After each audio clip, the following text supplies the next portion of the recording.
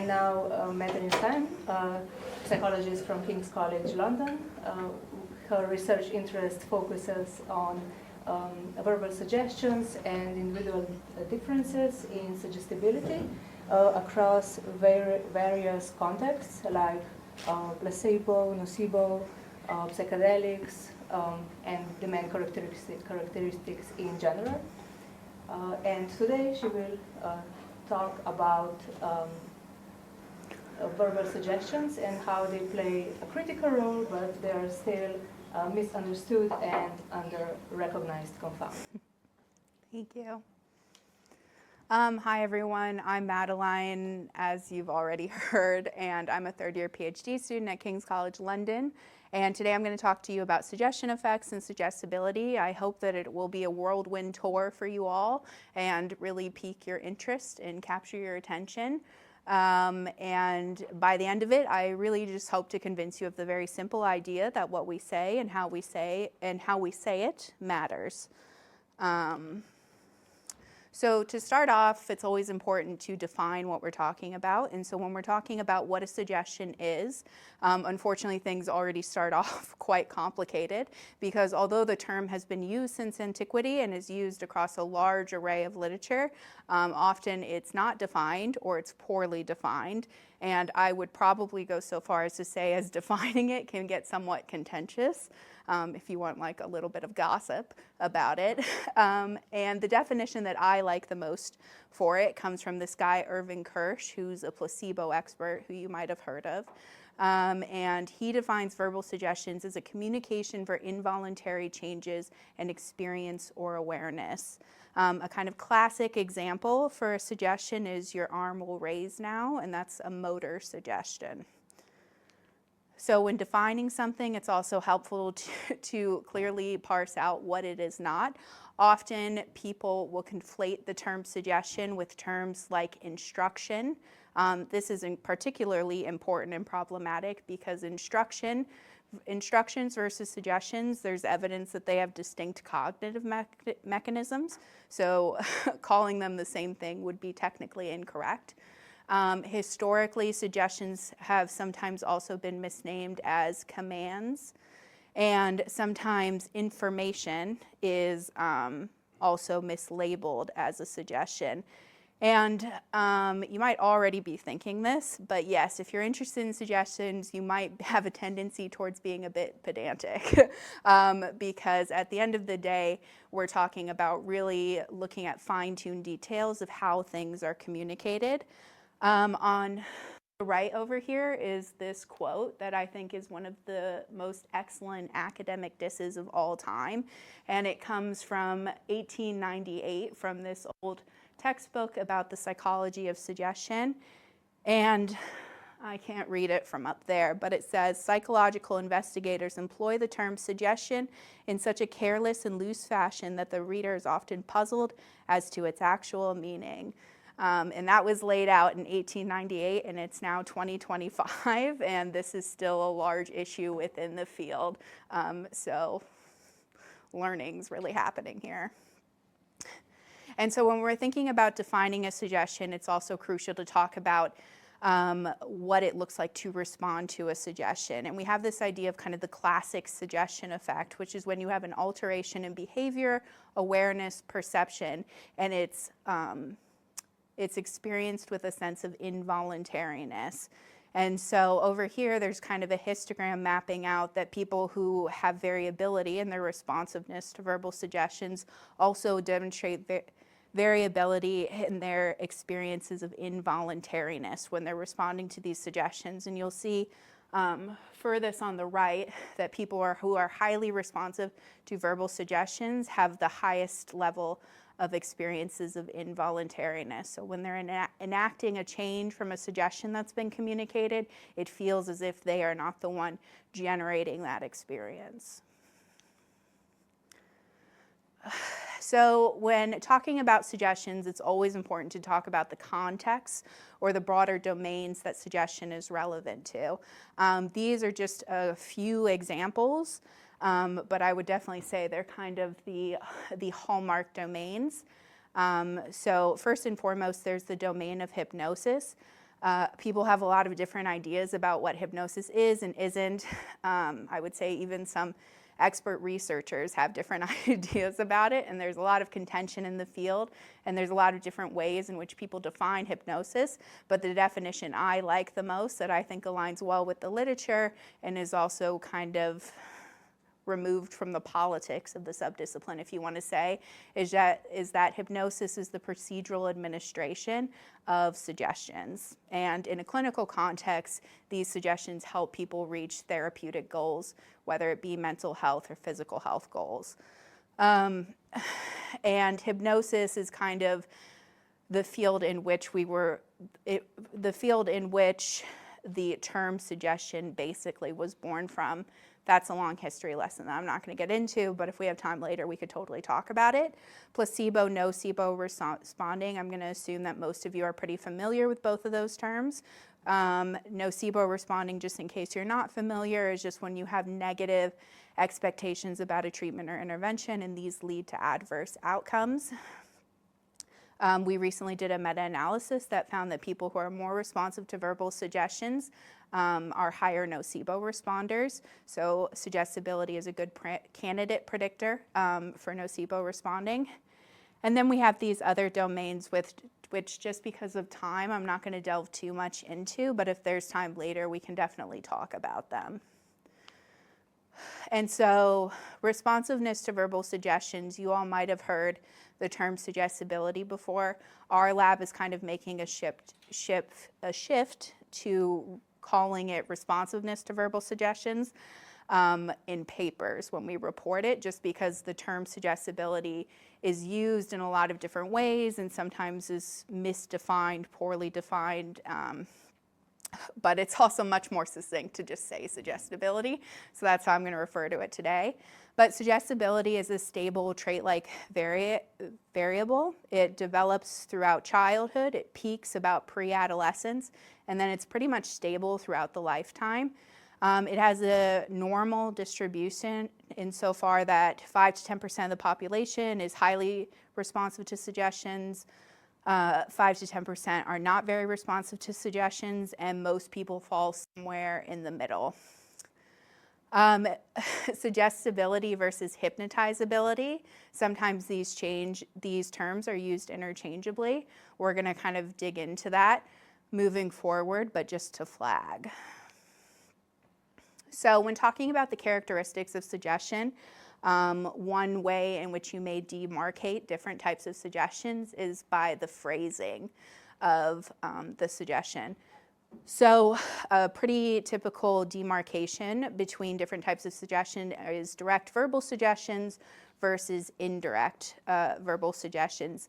Those effectively do what they say on the tin, in that direct verbal suggestions are phrased in such a way that it is imminent that the effect will happen. So a pretty classic example of this is that your arm is incredibly stiff and rigid and cannot be bent. That's an arm paralysis suggestion from different types of suggestibility measures.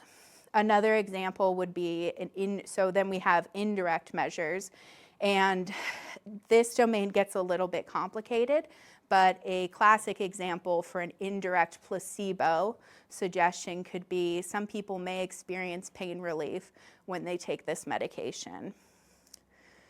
The real big takeaway of what you should remember when thinking about these distinguishing features of direct and indirect suggestions is that there's going to be people in this world who tell you that hypnotic suggestibility and non-hypnotic suggestibility are two totally different things, and those people are wrong. The difference between hypnotic and non-hypnotic suggestibility and what the data supports is that is a hypnotic context. But both of those types of suggestibility are part of a larger domain of direct verbal suggestibility. And direct verbal suggestibility is largely what we're interested in when we're talking about the broader domain of suggestibility. Indirect suggestibility largely subsumes interrogative suggestibility.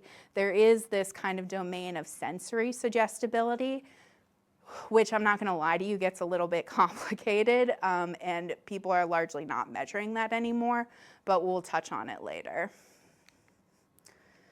And so again, thinking kind of about the characteristics of what is and is not a suggestion and mapping out the typology of a suggestion. There's different suggestion types, which we've touched on, direct versus indirect.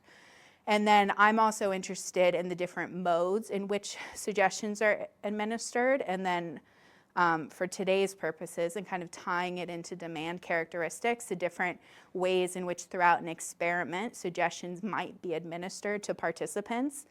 But when talking about modes, they can be administered verbally, and that's historically how we've talked about suggestions, but they can also be administered in a textual format, so through written informed consent, participant advertisements, the side effect label on the side of a medication bottle. All of these can be different ways of communicating suggestions. Also, there can be image suggestions. So if somebody wanted to induce a rash, and so they showed participants a picture of a rash, and then the person became itchy, that could function as a type of suggestion. And then there could also be nonverbal suggestions, which admittedly that gets a bit complicated, but these could all potentially be modes of which we administer suggestions. But across contexts, that domain is not very well mapped out at present. And so also thinking about, when talking about the characteristic of suggestions, the different potential mechanisms that underlie a suggestion and whether or not these features become important. So when you're thinking about implicit versus explicit suggestions, like knowingly communicating a suggestion, does that matter at a mechanistic level for somebody to respond? And similarly, whether or not somebody else, another person, is communicating the suggestion versus a suggestion that you're communicating to yourself. All of these could be potentially important when mapping out what makes a suggestion, but unfortunately it's a pretty under-researched area. Up here though, I have an example of a participant recruitment advert from an ASMR lab at King. I don't have anything against them, but I happened to be looking through our little advertisement thing, and they had actually a bunch of adverts that I was like, that's kind of phrased in such a way that I think you're telling a little bit more than you should. But so if you look at it just in the top right hand, it says the title of the advert is the effects of ASMR on feelings of stress in the workplace. I'm not particularly well versed in ASMR, but I do spend a lot of time on TikTok, so I probably have some ideas about what that study is predicting. And then they go on to say, the study is looking at reducing stress in the workplace. To me, this advert is problematic because one, the people who are probably going to participate in this study are probably already bought into the idea that ASMR makes you feel better. And two, there's also, if you had someone who's highly suggestible, they are potentially receiving an indirect suggestion here for a reduction in stress if they listen to ASMR, which could potentially really skew the study results. And then, in informed consent information, that is a potential place where you could communicate a lot of different things to participants unintentionally that could skew their experience in the study. And so when thinking about different ways to measure suggestibility, as I mentioned, kind of thinking again about this demarcation between direct verbal suggestibility, kind of the gold standard right now is to use behavioral scales. They're the gold standard. And classically, this has been through the use of hypnotizability scales, but there are now new behavioral scales coming out that are measuring direct verbal suggestibility, but with no mention of hypnosis. And as Urban flagged, the phenomenological control scale that Lush's group came out with was really in reaction to the fact that people have a lot of weird ideas about hypnosis, but that this is still a meaningful variable to measure within experimental studies. And then our lab has the brief suggestibility scale, which is where people listen to suggestions for different changes in experience, and then they record their responses to those different suggestions using an online form. There's also retrospective measures, which are becoming quite popular within placebo and nocebo domains, and that's just because they're super easy to complete. The one listed here is a lot of different items, but it has a bunch of different subscales, and it's becoming very popular, particularly within nocebo responding. And so again, thinking about measurement, and as I said, this indirect verbal suggestibility is a little bit tricky because largely this domain is largely made up of interrogative suggestibility, which is basically in forensic context when people are more susceptible to leading questions from the interviewer. So you're expected to have committed a crime, and so they're asking you different questions and details about the crime. And some people may be more or less susceptible to giving answers that align with them being guilty, even though they didn't do it. And so the gold standard for measuring this type of suggestibility is the Gu-Johnson scale. And then, as I hinted, there's sensory suggestibility, which has largely been captured by the sensory suggestibility scale. This is complicated because not many people have used it. And if you look at the actual items on the scale, it probably has more to do with how people respond to a placebo procedure than how they respond to suggestions, because basically what they do when someone is administering the scale is one very silly example from it is they hold a flashlight to somebody's hand and then they tell them that being exposed to the light will be hot and uncomfortable.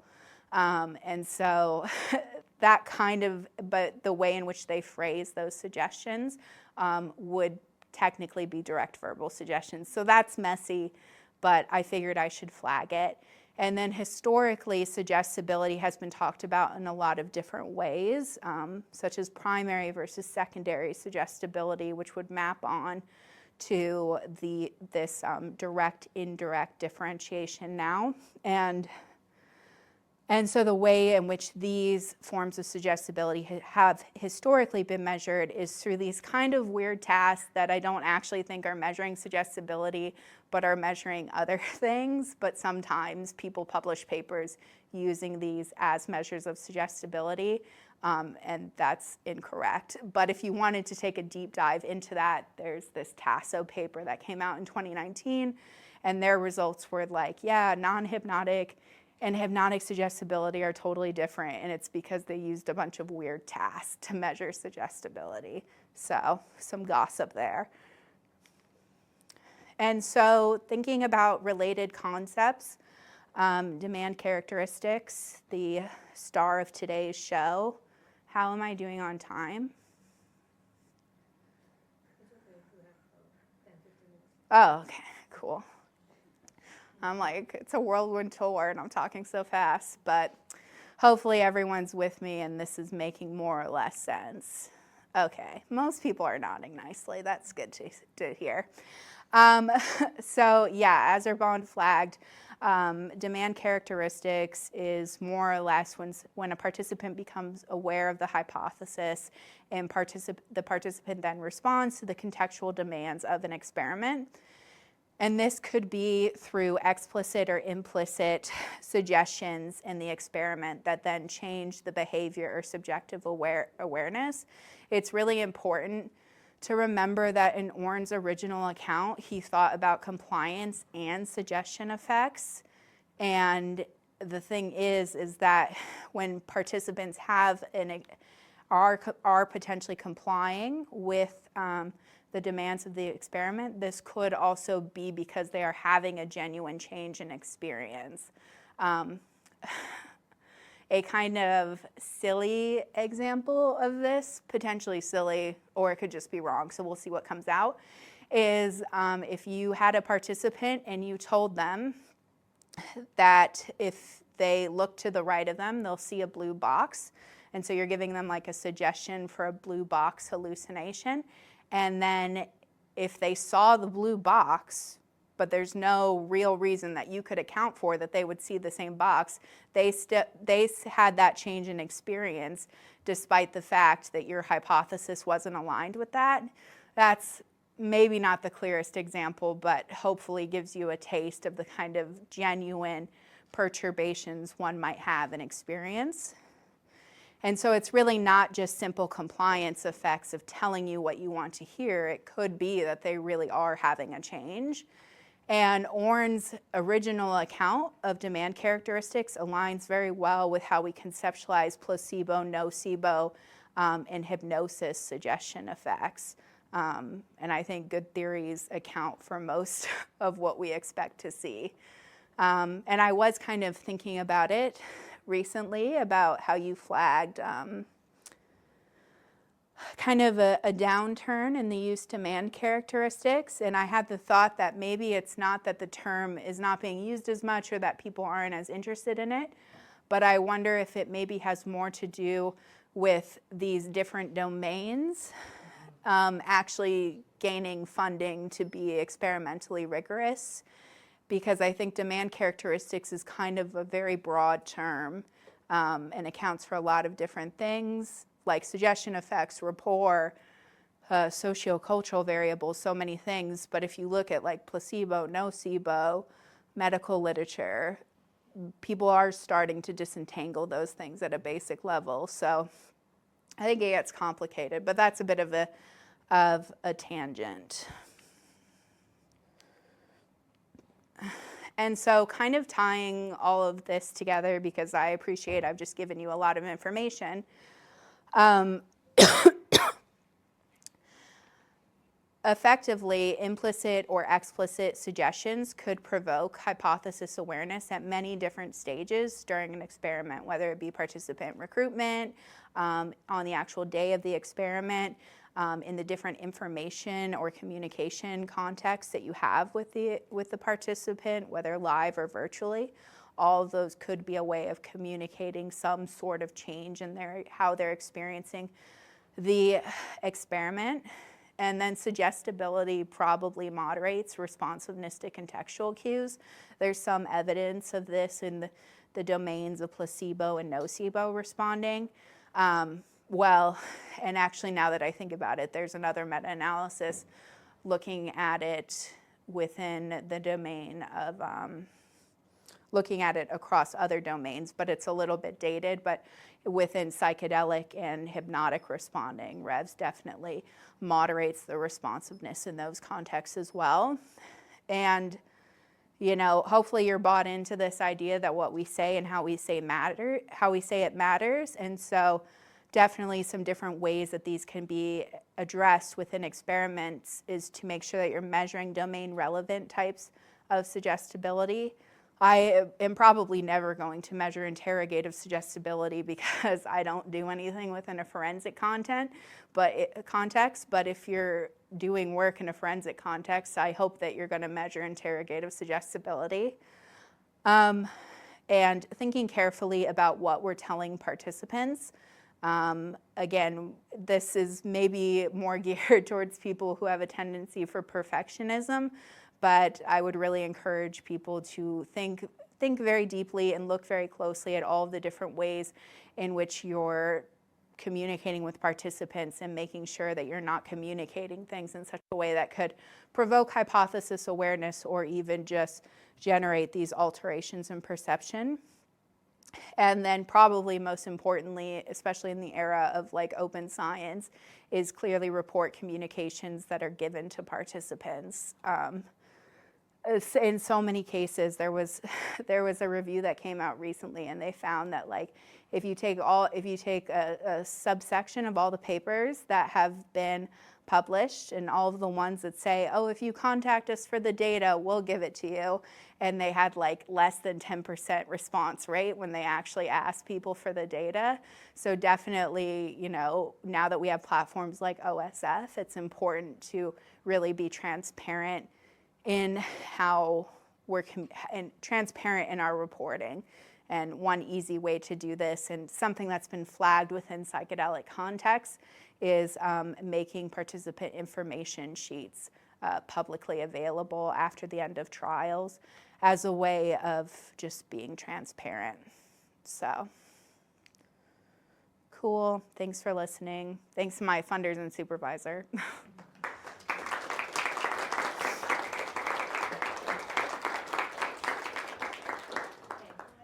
Yeah. A lecture full of new information. We have some questions here. Oh, cool. The first one would be, how would you differentiate between just a nudge and a suggestion? Between what? A nudge, like... A nudge? But not like a nudge. Like when I hear nudge, I think, sorry, I'm like a very literal person. So a nudge, well... Probably, maybe the person who wrote it can... Yeah. We are teaching about decision making. There's a huge literature about nudges. Yeah. Nudges, and so nudges when you. A nudge he is wrote when a book you about change it. the environment in which we make choices to, change people's behaviors. Yeah. Instead of raising fines for dry speeding, you put out these smileys that you get if you drive, according to the speed limit. So that's a nudge. It's a feature of an environment, for instance, which supposedly changes your behavior. Yeah, well, that's an experimental manipulation. And so that's an intentional experimental manipulation. And so that would then be something that you would transparently report. It would hopefully be central and standardized to your experiment. So Yeah, it's not experimental. It could be experimental. I mean, this has been tested, but these people that are trying to change features of the environment, physical environment, like Yeah. put arrows on the street, Yeah. people to go ride, or I don't know, put something at the entrance of the airport where people smoke, so they don't smoke just by the doors. Yeah. This is not experimental. They're playing. People are playing with it to satisfy their goals of non-stinky airport, for instance, and they observe the difference then if people move away from the door, for instance. So it's I see. changing something physical in the environment many times. Could be other things. Yeah, I mean, I'm not an expert in that literature, but to me that sounds like an experimental manipulation, and you would need a well-controlled experiment for it. So, yeah, I don't have any strong comments about that, but that's not a literature I'm super familiar with. Yeah. Have any other questions? Here is the one I've written, but I've changed my mind. Oh, no. I would like you to invite to tell us more about this phenomenon you mentioned earlier when we discussed the men's psychogenic illness, like how it connects to the topic and what exactly it is. Yeah, so have you guys ever heard of mass psychogenic illness? No, seeing some head nods. So it's this really interesting social phenomenon, kind of similar to contagion effects. Have you guys ever heard that term? Yeah, one head nod. So a contagion effect is basically if you're in a room full of people and someone starts coughing and then everyone around them starts coughing, and it's not because anybody has a tickle in their throat, but because the first person who started coughing is kind of causing this ripple effect around the room. And so that's what a social contagion is. And then within the context of mass psychogenic illness, it's this phenomenon of people having different types of symptoms that vary in severity that are basically what historically we would call psychogenic. So they're not real, but they're the byproduct of witnessing somebody else have those symptoms. There's historically been some very interesting cases in the media that are kind of sensationalized because they're really extreme. There was this case at a Nepalese school where a bunch of young women started having really severe fainting spells and seizures, and they attributed it to a potential toxin in the school, but in actuality it was this contagion effect where basically they, just from witnessing each other having symptoms, started also having these, the illness spread throughout the school, and it was just psychogenic symptoms, effectively. There's a move now to not call things psychogenic, but functional, which is a bit complicated and I think not always very clear.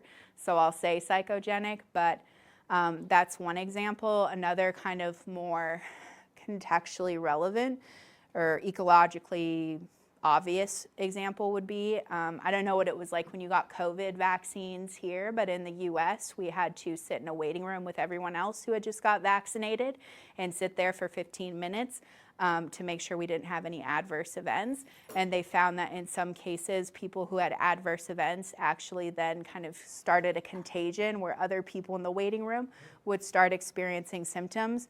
But in actuality, it had nothing to do with the vaccine. It was the fact that they were witnessing somebody else having symptoms. And so it's a very interesting phenomena, and it has links to dissociative pathology. It has links to suggestibility.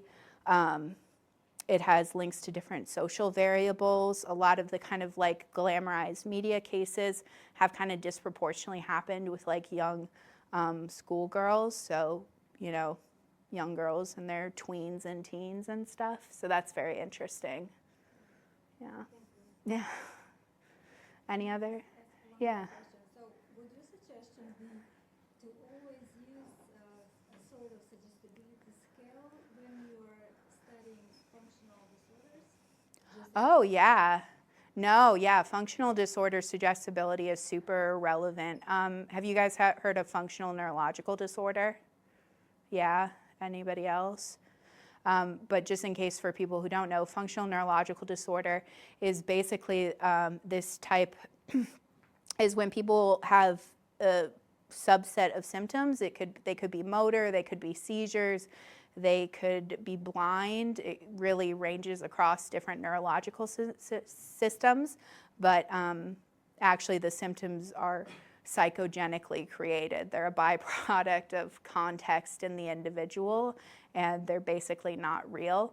In the case of FND, people who have seizures, that can be an incredibly debilitating condition because, you know, you're having a seizure 5 to 10 times a day, and that's a difficult way to live life, and you don't really feel like you have control over it. But Lillian in our lab just did, well, semi-recently, did a meta-analysis that shows suggestibility is elevated in FND. And for other types of functional conditions, 100%, like gastrointestinal, yeah. But direct verbal suggestibility. Any other questions? Can I ask something? So Yeah. If FND types of state of people, so it's psychogenic, so it comes from within the person, these symptoms. Yeah. And experience, Mm-hmm. and epilepsy and so on. However, this seems, or at least one could understand what you say, as a special case, Mm-hmm. like in these specific disorders or whatever. Mm-hmm. However, I guess you could find neural correlates of the neural mechanism through which a person creates. Through what? You could find certain differences in brain Mm-hmm. functioning that would be correlated to the creation, psychological creation of this within the person. Yeah. Otherwise it would be hard not to state that you can find. Well, If so. you believe there is a strong relation between a psychological level, personal level, and the neural level, right? However, this brings me to the question, well, but if such strong effects can be psychogenic, but doesn't this hold for most of our experiences? And how is my question wrong, perhaps? Well, they haven't done this type of imaging within the context of functional disorders that I'm aware of, but they have done this within the context of hypnosis. And basically what they found is that if you give somebody a suggestion for laying out in the sunshine, even if you're in a fluorescently lit room and it's cold, if there's someone who's more suggestible, the areas of their brain that would light up if they were laying in the sunshine light up with just the suggestion. And that's also true across pain relief and pain increase suggestions. Suggestions can be a very powerful tool for modulating different types of perceptual phenomena and really mapping it out at a neural level.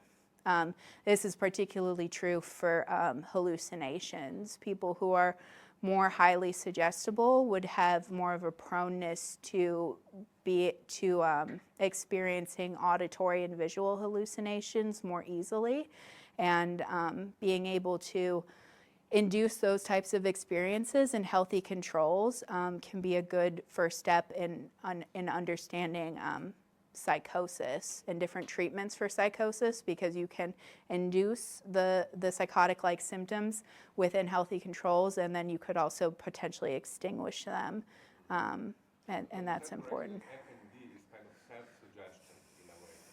I mean, it's not a suggestion, it's not a direct verbal suggestion from another, like how this is operationalized. it's complicated because I think with FND, yeah, there is a level of secondary gain, and so many patients with FND have the experience of not being listened to by doctors. They have very high dissociative pathology. They have very high histories of trauma and childhood abuse, and so it gets very complicated. But 100%, if you've ever sat down with someone who genuinely has FND, the powerlessness that they feel in their experience is very potent, because there is that classic suggestion effect in that they do not feel in control, and to a certain extent, because they don't feel it, then it's 100% true that they're not in control of their symptoms.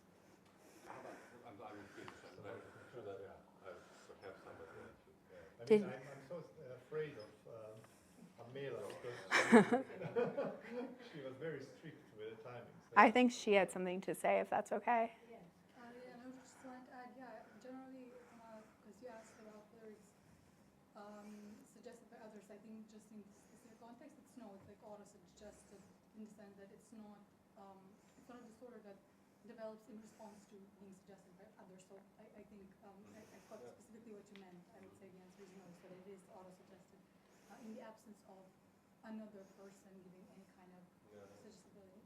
But also, I just think it's interesting how you mentioned, because you said it's not real. I know what you mean, but Yeah. generally it's sleep that we're trying to prevent to not get this stereotype, because that's, I think, the popular conception that it's not real. It's just the mechanism is entirely different. It's not a classical neurological mechanism. Yeah. At another level, whereas the symptoms can be built in. No, I 100% agree with you, and I appreciate you laying out that nuance. It's interesting because you say that yourself, but even though you're the most aware, being a researcher of this, how it's not true. So I mean, it's just interesting how we still perceive it as not real, just that we know that it's a different mechanism. No, 100%. I think people suffering from FND are very much having a real experience. I'm also trying to navigate just being concise, but I appreciate you laying that out, and I do think it's important that I be mindful of how I speak, so thanks for flagging that. Yes, I also agree with that, so thank you for emphasizing.